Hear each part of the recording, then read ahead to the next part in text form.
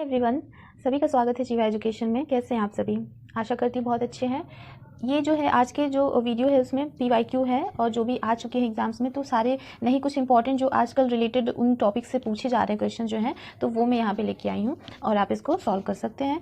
चलिए स्टार्ट करते हैं। क्वेश्चन देखते हैं कि निम्नलिखित कथनों में से कौन सा सही है। नीचे दिए गए कोड को सहायता से उसको उत्तर देना है। तो सामाजिक स्तरीकरण की वर्ग व्यवस्था, चूंकि क्लास से ज़्यादा क्वेश्चन पूछे जा रहे हैं, तो वर्ग व्यवस्था को बंद व्यवस्था समझा जा सकता है। तो वर्ग व्यवस्था क्या बंद व्यवस्था समझा जा सकता है? नहीं, वर्ग व्यवस्था तो खुली व्यवस्था होती है, इसे खुली व्यवस्था समझा जा सकता है। तो यहाँ पे जो होता है ये गलत होगा, बंद नहीं होती है, ये खुली व्यवस्था होती है।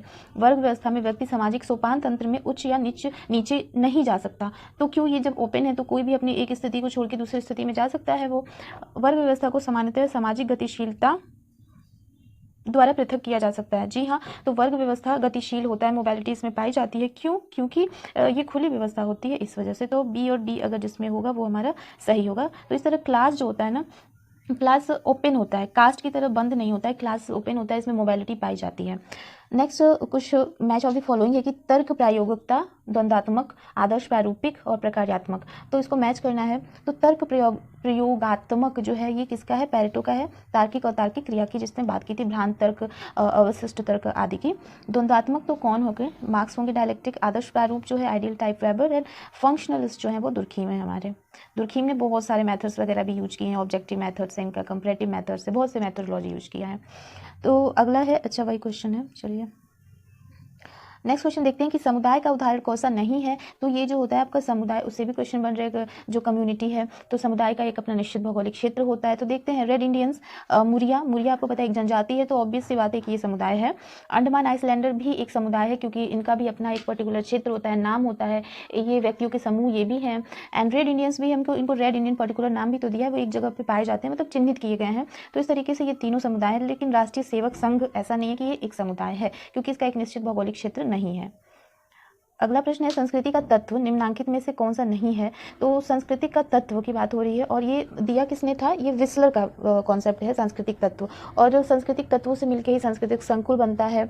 और ये जो तत्व होती है ना, ये संस्कृति की सबसे छोटी इकाई होती है। अब इससे ज़्यादा छोटी इकाई नहीं हो सकती है, और इनसे से मिलकर संकुल बनता है, फिर सांस्कृतिक पैटर्न बनता है।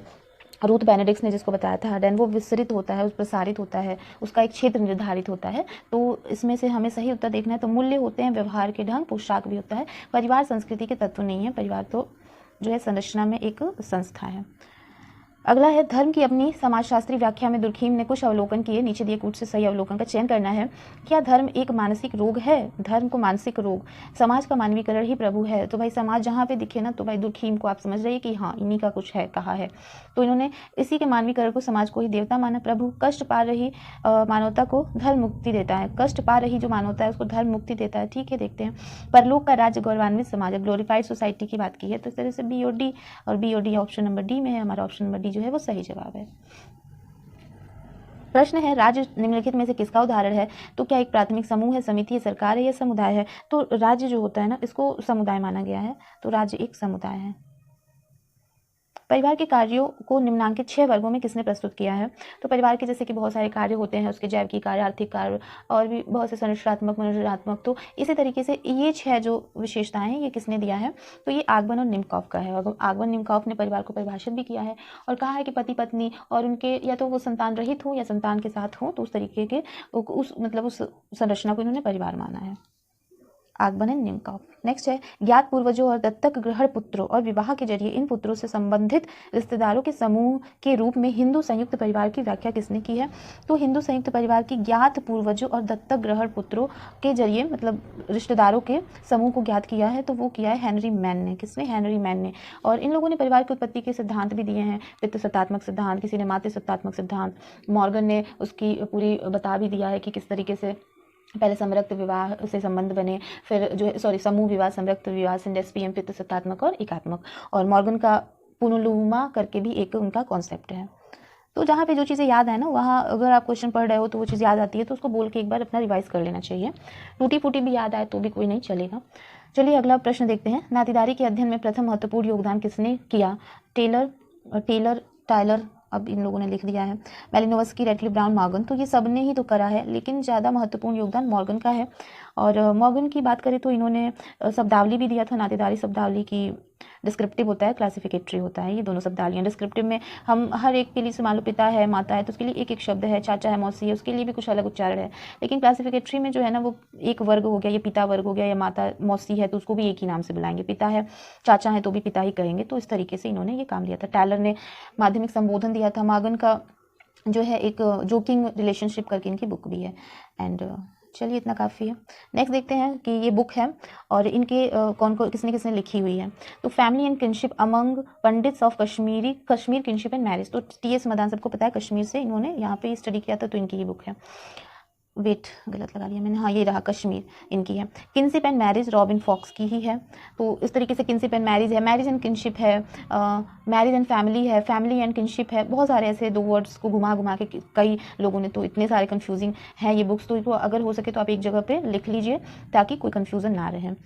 एलिमेंट्री स्ट्रक्चर ऑफ किनशिप, तो ये लेवी स्ट्रॉस का है। और family and kinship in Indo European culture, Indo European की बात जो है वो जीएस कुरियर की है। तो ये बुक्स जो है वो सही है। अगली जो है प्रश्न अगला है, एक सामाजिक समूह के रूप में जाति को समुदाय नहीं कहा जा सकता, क्योंकि जाति का सामाजिक सामंजस्य तो होता है परंतु उसमें समुदाय के क्षेत्रीय आधार का अभाव रहता है। तो हाँ बिल्कुल, जाति ज़रूरी नहीं है कि एक जाति सिर्फ एक ही भौगोलिक क्षेत्र में मिलती है। जैसे कि एक चौहान जी हैं, उन्होंने क्लासीफाई भी किया है, तो कहा है कि एक जाति एक समूह, एक जाति एक गांव एक जाति, एक गांव बहुत सारी जातियां, बहुत सारे गांव बहुत सारी जातियां, ऐसे क्लासीफाई भी किया है। तो जाति ज़रूरी नहीं कि सिर्फ उसका एक ही समुदाय होता है, जाति जो है वो बहुत बहुत अलग अलग क्षेत्रों में पाए जाते हैं। तो क्षेत्रीय आधार का इनमें अभाव रहता है। तो ए और आर दोनों सही है और व्याख्या भी इसकी सही है। ये कुछ जाति से संबंधित परिभाषाएं हैं और उनको मैच करना है। जाति बंद व्यवस्था है, तो caste is a close system. Caste को क्लोज सिस्टम कहा था किसने, बहुत ही आसान सा है, ये मैक्स वेबर ने। और इन्होंने कास्ट को क्लोज कम्युनिटी भी बोला था। वहीं जाति बंद सावयवी स्तरण है, तो जाति बंद सावयवी स्तरण है। कास्ट जो है वो क्लोज्ड जो है एक बायोलॉजिकल स्ट्रैटिफिकेशन है, ऐसा जो है फेडरिक बेल का है। तो जाति की परिभाषाएं कहीं ये अलग भी पूछ सकता है, सिर्फ एक को ही देखें। जाति समानता का चरम रूप है, जाति समानता सिमिलैरिटी का चरम रूप है, तो ये गुरनान मिडरल है। गुरनान मिडरल ना कहीं भी सॉफ्ट चीज़, अगर किसी चीज़ के बारे में बात की जा रही हो ना, तो इनको आप लगा सकते हो, क्योंकि बहुत इनका जो विचार था, पर्सपेक्टिव, वो सॉफ्ट की तरफ जाता था। ये बहुत अच्छे तरीके से किसी चीज़ को लेते थे। जाति सोपान क्रम की अभिव्यक्ति है बजाय स्तरीकरण की, तो जाति एक हायरार्की है, स्तरीकरण नहीं है, स्ट्रैटिफिकेशन नहीं है, ऐसी बात लुईस ड्यूमा की है। तो देख लेते हैं हम 4-3-2-1 4-3-2-1 ऑप्शन बी हमारा सही जवाब है। अगला क्वेश्चन लेते हैं, सामान्यीकृत अन्य का उदाहरण कौन सा है। तो सामान्यीकृत अन्य, अन्य से हम सीखते हैं, तो सामान्यीकृत अन्य का मतलब हो गया कि जिसके पहले तो हम जिसके साथ में रहेंगे ना, तो वो हमारा चाहे वो अभिभावक नहीं है यहाँ पे, ठीक है, दूसरों से ही हम सीखते हैं, तो ये समुदाय में होगा, जिस कम्युनिटी में हम रह रहे हैं, या साथी समूह, मित्र। तो अगर इसका देखा जाए ना, तो यहाँ पे बहुत क्लोज देखने को तो ये सारे क्वेश्चन के आंसर सही लग रहे हैं, लेकिन साथी समूह जिसके साथ हम रह रहे हैं वो सही होगा, हमारा साथी समूह, क्योंकि हम उनसे ही ज़्यादा अट्रैक्ट हो रहे हैं, तो उन्हीं के रोल्स को टैग करते हैं, मतलब उनसे भी सीखते हैं। तो वही तो कहते हैं कि संगत जैसी होगी उसी तरीके इंसान बनता है। तो ये यहाँ पे ये एग्जैक्ट आंसर होना चाहिए। नेक्स्ट क्वेश्चन देखते हैं कि सामाजिक उद्विकास की अवस्थाओं का विश्लेषण सरल यौगिक, दुगुनी यौगिक और तिगुनी यौगिक के रूप में किसने किया है। तो उद्विकास, ठीक है, और ऐसा इसमें किया है किसने, स्पेंसर ने। इन्होंने ही simple compound, double compound, triple compound की बात की थी, इस अवस्था से गुजारा था इन्होंने। तो स्पेंसर सही जवाब है। सामाजिक परिवर्तन के चक्रीय सिद्धांत से कौन संबंधित नहीं है। तो चक्रीय सिद्धांत, अभी हमने ये क्वेश्चन करा, टाइनबी है, हाबहाउस है, लिप्सेट भी है, बट स्पेंसर नहीं है। क्यों, क्योंकि इनका तो उद्विकासीय सिद्धांत है। नेक्स्ट क्वेश्चन है, चक्री रैखिक उतार चढ़ाव सर्पिल। तो देख लेते हैं, चक्री किसका है, स्पेंगलर का है, ए का 3-2 में है। रैखिक सिद्धांत किसका है, रैखिक सिद्धांत हमारा अभी बताया उद्विकासी है, तो स्पेंसर का है। इस तरह से हमारा 3 और 4 ए सही है। उतार और चढ़ाव का जो है वो सोरोकिन का है, एंड सर्पिल जो है विको का है। ओके, क्वेश्चन है, रेडक्लिफ ब्राउन के अनुसार प्रकारात्मक बिखराव का स्थिति के साथ समाज विरले ही समाप्त होता है, इसकी बजाय यह। तो ठीक है, ये जो है रेडक्लिफ ब्राउन का एक यूनोमिया डिसनोमिया करके है, जैसे कि मर्टन का है फंक्शनल डिसफंक्शन की बात की है, दुर्खीम ने नॉर्मल एंड पैथोलॉजी की बात की है, एक ही चीज़ है, उसी को ये लोग अलग अलग नाम दे रखे हैं। तो चलिए हमारा काम है याद करना। तो रेडक्लिफ ब्राउन ने इस चीज़ को, ये मान लीजिए ये अवस्था जो है ना डिस्नोमिया की है। तो कहते हैं कि ऐसा आ जाएगा डिस्नोमिया, तो ज़रूरी नहीं है कि समाज को बिल्कुल मतलब संरचना को वो हम खत्म ही कर दें, नहीं, हम यूनोमिया की नव स्थिति की ओर बढ़ने की कोशिश करेंगे, ठीक है। एंड संरचनात्मक जो प्रतिमान है जो भी, उनको बदल के हम नए प्रतिमान लाएंगे और फिर से अपनी सोसाइटी को, संरचना को बनाने की कोशिश करेंगे। ऐसा नहीं कि उसकी पहचान को बदल देंगे या फिर विश्रृंखलित कर सकते हैं, नहीं। 1 और 2 जो है इसका सही जवाब है, तो जिसमें ये सही होगा वो सही है, 1 और 2। क्वेश्चन नेक्स्ट है, निम्नलिखित में से कौन सा मेलिनोव्स्की की सोपानिक क्रम में व्यवस्था के 3 स्तरों के साथ संबंधित नहीं है? तो मेलिनोव्स्की की सोपानिक क्रम इन्होंने भी दिया है, तो उसमें प्रतीकात्मक व्यवस्था, सामाजिक संरचनात्मक व्यवस्था और जैविक व्यवस्था है, बट व्यक्तित्व व्यवस्था की बात इन्होंने नहीं की है। इंपॉर्टेंट क्वेश्चन है। टाकत पार्सन्स के निम्नांकित प्रक्रियात्मक अज्ञापकों में से कौन सा पैटर्न कायम रखने और तनाव प्रबंधन के साथ संबंधित नहीं है? तो हम हिंदी मीडियम के साथ में एक बड़ी प्रॉब्लम ये होती है कि कुछ चीज़ें हमें हिंदी में नहीं आती हैं, कुछ इंग्लिश में आती है, कुछ इंग्लिश में नहीं आती, हिंदी में आती हैं। तो ये जब दोनों में पेपर रहता है तो कुछ क्वेश्चन जो है ना उसमें भी करना आसान होता है। तो ये क्वेश्चन जो है वो उसी तरीके के हैं, और ये एजिल मॉडल है। तो अगर हम इसको इंग्लिश में देखेंगे तो फिर इस तरीके से हम एजिल मॉडल से हम इसको निकाल सकते हैं कि कौन सा नहीं है। तो अनुकूलन जो होगा, एडॉप्टेशन होगा ही, गोल हमारा लक्ष्य होगा, इंटीग्रेशन होगा, और लेटेंसी तो नहीं, ये प्रसन्नता यहाँ पे इससे संबंधित नहीं है। ओके, तो अगला प्रश्न देखते हैं। रॉबर्ट की मर्टन के कथानुसार व्यक्तियों, समूहों, समाज और संस्कृति के लिए सांस्कृतिक मद के विविध एवं विभिन्न परिणाम हो सकते हैं, ठीक है।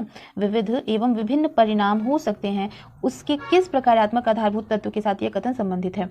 तो इन्होंने 3 जो थे, 2 मेलिनोव्स्की और 1 रेडक्लिफ ब्राउन ने जो बोला था, जैसे कि प्रकारात्मक एकता रेडक्लिफ ब्राउन का है, सार्वभौमिक प्रकार्यवाद मेलिनोव्स्की का है, और अपरिहार्यता भी है। तो इन्होंने इन तीनों का जो है ना वो किया था, आलोचना की थी और पैटर्न वेरिएबल की बात की थी। इस तरीके के ऑप्शंस इनके जगह पे दे रखा है। तो ऐसी बात जो है वो संस्कृति, समाज और संस्कृति के लिए सांस्कृतिक मद के विभिन्न, मतलब एकता नहीं है, कुछ यूनिटी टाइप नहीं है, विविध एवं विभिन्न परिणाम हो सकते हैं। तो ऐसी बात जो है वो यूनिवर्सल यूनिटी में ये करते हैं, फंक्शनल यूनिटी में।